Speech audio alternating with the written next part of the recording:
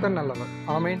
இந்த நாளிலும் எரேமியா 31வது அதிகாரம் 3வது வசனத்துல தேவனுடைய வார்த்தை சொல்லுகிறது, அநாதி சிநேகத்தால் உன்னை சிநேகித்தேன், காருண்யத்தினால் உன்னை இழுத்துக்கொண்டேன். அநாதி சிநேகம் அப்படின்னா என்னன்னு ஒரு சில இங்கிலீஷ் பைபிளில் ரெஃபர் பண்ணி பார்த்தோம்னா அன்கண்டிஷனல் லவ் அப்படின்னு சொல்லியிருக்கு. அதாவது நிபந்தனையற்ற அன்பு.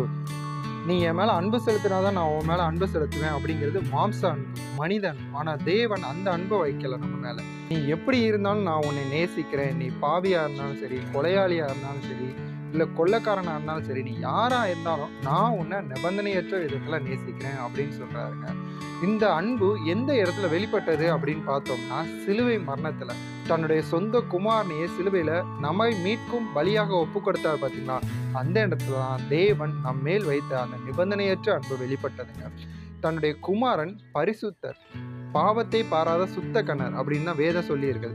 அவர் எதுக்கு நமக்காக மரிக்கணும் அப்படின்னு கேட்டால் இந்த நிபந்தனையற்ற அன்பு தான். நம்மை மீட்பதற்காக, நாம் தண்டிக்கப்படக்கூடாது அப்படிங்கிறதுக்காக, ஆக்கினை தீர்ப்பு நம்ம மேல் வரக்கூடாது என்பதற்காக தன்னுடைய சொந்த குமாரனை சிலுவையில் பலியாக ஒப்பு கொடுத்தார் பார்த்தீங்களா, அதுதான் தேவன் நம்ம மேலே வைத்திருக்க நிபந்தனையற்ற அன்பா இருக்கு. அதனால தான் வேதத்தில் நீங்கள் எங்கே பார்த்தாலும் பயப்படாத, கவலைப்படாத, கலங்காத அப்படின்னு வேதம் சொல்லியிருக்கு. இன்னைக்கு நீங்கள் ஏதாவது ஒரு காரியத்தை குறித்து கலங்கி கொண்டு இருக்கிறீங்களா, கவலைப்பட்டு கொண்டு இருக்கிறீங்களா? கலங்காதீங்க, கவலைப்படாதீங்க. தேவன் உங்களோடு கூட இருக்கிறார், உங்களை தேற்றும்படியாக இருக்கிறார், உங்களை நிபந்தனையற்ற விதத்தில் நேசிக்கிறவராய் இருக்கிறார். நீங்கள் ஒரு உதவி கேட்டு மனுஷகிட்ட போனீங்கன்னா மனுஷர் ஒரு லெவலுக்கு மேலே உங்களுக்கு உதவி பண்ண மாட்டாங்க. ஏன்னா அவங்க அன்பு ஒரு லிமிட்டுக்குள்ளே தான் இருக்குது. ஆனால் நம்முடைய தேவன் உங்கள் மேல் வைத்திருக்கிற அன்பு அன்கண்டிஷனல் லவ், அன்லிமிட்டெட் லவ். தேவன் உங்களை நிபந்தனையற்ற விதத்தில் நேசிக்கிறார்.